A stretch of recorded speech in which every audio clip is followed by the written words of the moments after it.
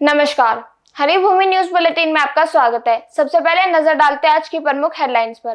कंगना रनौत ने जावेद अख्तर से माफी मांगी। हिमस्खलन में बर्फ के नीचे फंसे 16 मजदूर बचाए। यूपी और बिहार में भूकंप के जबरदस्त झटके।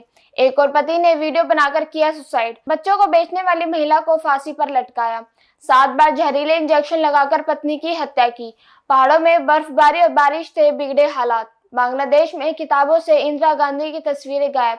अब खबर विस्तार से। सबसे पहले बात करते हैं हमेशा विवादों में रहने वाली भाजपा सांसद और एक्ट्रेस कंगना रनौत की। कंगना रनौत ने मशहूर फिल्म राइटर जावेद अख्तर से माफी मांग ली है। इस माफी के साथ ही कंगना और जावेद अख्तर के बीच पिछले 5 साल से चल रहा मानहानि का केस शुक्रवार को खत्म हो गया।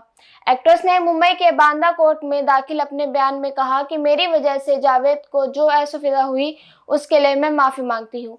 जावेद ने एक्ट्रेस के खिलाफ 2020 में मानहानि का केस किया था। आपको बता दें कि एक्ट्रेस ने एक इंटरव्यू में कहा था कि जावेद ने फिल्म क्रिश 3 के दौरान उनसे राकेश रोशन और उनके परिवार से समझौता करने की बात कही थी।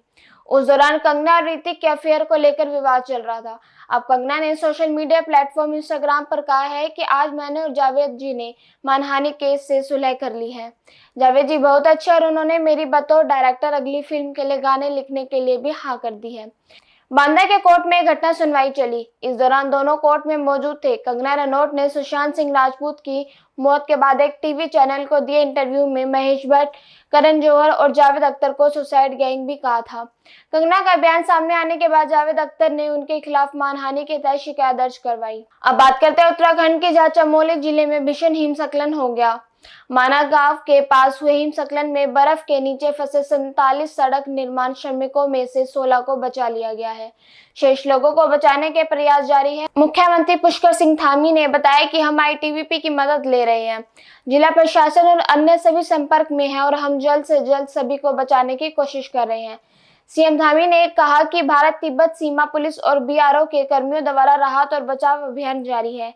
चमोली के जिलाधिकारी संदीप तिवारी ने बताया कि भारतीय सेना, आईटीबीपी और राज्य आपदा राहत बल के कर्मियों को बचाव अभियान के लिए जुटाया गया है।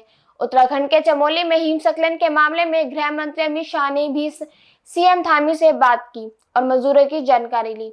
अब बात करते हैं भूकंप की। यूपी और बिहार दोनों राज्यों के कई हिस्सों में कल रात भूकंप के जोरदार झटके महसूस किए गए।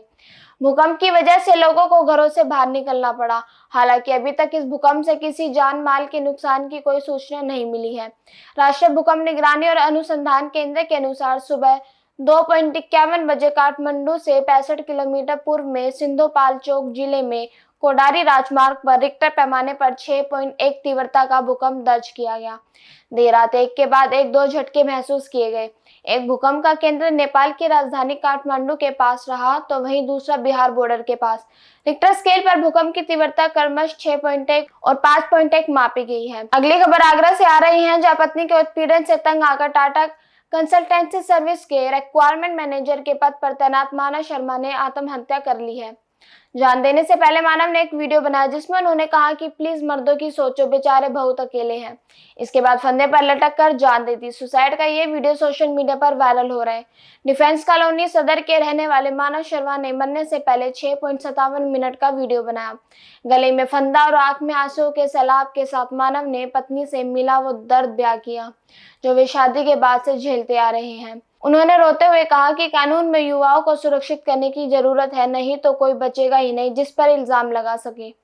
आपको बता दें कि पिछले साल 9 दिसंबर को एआई इंजीनियर अतुल सुभाष ने बेंगलुरु में अपने फ्लैट में वीडियो बनाकर जान दे दी थी। इसके बाद अतुल के परिवार ने अपनी निकिता सिंघानिया और उसके परिवार पर अतुल को आत्महत्या के लिए उकसाने के आरोप लगाए थे।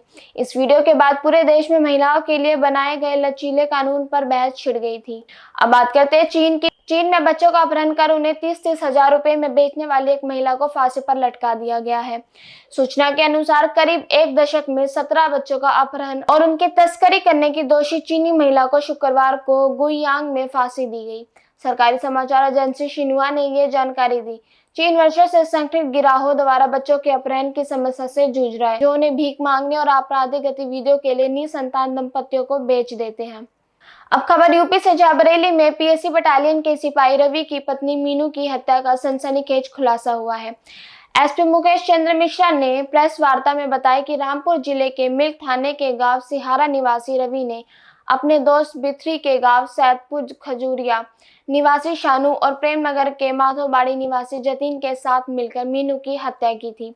इन तीनों ने मीनू की हत्या करना कबूल किया है। शानू कार डेंटर के तौर पर काम करता है, जबकि जतीन प्राइवेट एम्बुलेंस का कर्मचारी है जो नशे के इंजेक्शन के इस्तेमाल की जानकारी रखता है। इन लोगों ने रवि से मीनू की हत्या का सौदा 8 लाख रुपए में किया था। प्लॉट बेचने वाले बनकर ये लोग मीनू से मिले थे और 7 बार जहरीला इंजेक्शन लगाकर कार में ही मीनू की हत्या कर दी। इसके बाद शानू और जतीन फरार हो गए थे। रवि बेहोश होने का नाटक कर वहीं पड़ा रहा। पुलिस के अनुसार रवि अपनी प्रेमिका से शादी करना चाहता था, इसलिए उसने दोस्तों के साथ अपनी पत्नी की हत्या कर दी। अब बात करते हैं तेजी से बदल रहे मौसम की। हिमाचल से लेकर जम्मू कश्मीर में बर्फबारी ने आम जनजीवन को प्रभावित कर दिया है। हिमाचल प्रदेश में राष्ट्रीय राजमार्ग सहित कई सड़कें बंद कर दी गई हैं। कई इलाकों में 5 फीट से अधिक बर्फ जम चुकी है। लाहौल स्पीति में सबसे अधिक 100 से अधिक सड़कें बंद है और इसका संपर्क देश दुनिया से पूरी तरह कट चुका है। लाहौल घाटी की तिदी पंचायत के कैन गांव में पहाड़ी से हिमखंड गिरने से नाले में पानी की जगह बर्फ का सैलाब आ गया। प्रदेश के कई जिलों में जनजीवन अस्त व्यस्त हो गया है। लगातार बारिश और बर्फबारी के कारण कुल्लू, किन्नौर, लाहौल स्पीति, चंबा में सभी शिक्षण संस्थानों को बंद कर दिया गया। शिमला में, रोहड़ू में भी स्कूल कॉलेज बंद है। लगातार बारिश के कारण सर्दियों में भी नदी नाले उफान पर है। अंत में बात करते हैं बांग्लादेश की। बांग्लादेश या पाकिस्तान की राह पर चलते हुए अपने पाठ्य पुस्तकों के माध्यम से अपने इतिहास को बदलने की कोशिश करता नजर आ रहा है। बांग्लादेश के राष्ट्रीय पाठ्यक्रम और पाठ्य पुस्तक बोर्ड की पुस्तकों में कई बदलाव किए हैं। बांग्लादेश शिक्षा मंत्रालय द्वारा गठित 47 से अधिक विशेषज्ञों की एक टीम ने प्राथमिक, माध्यमिक और उच्चतर माध्यमिक छात्रों द्वारा उपयोग की जाने वाली 441 स्कूली पुस्तकों में परिवर्तन किए हैं। कक्षा 6 की अंग्रेजी की किताब से मुजीब और तत्कालीन भारतीय प्रधानमंत्री इंदिरा गांधी की 2 तस्वीरें हटा दी गई हैं। ऐसी खबरों से जुड़े रहने के लिए देखते रहिए हरिभूमि टीवी और अधिक विस्तार से जानना है तो हरिभूमि अखबार पढ़ें।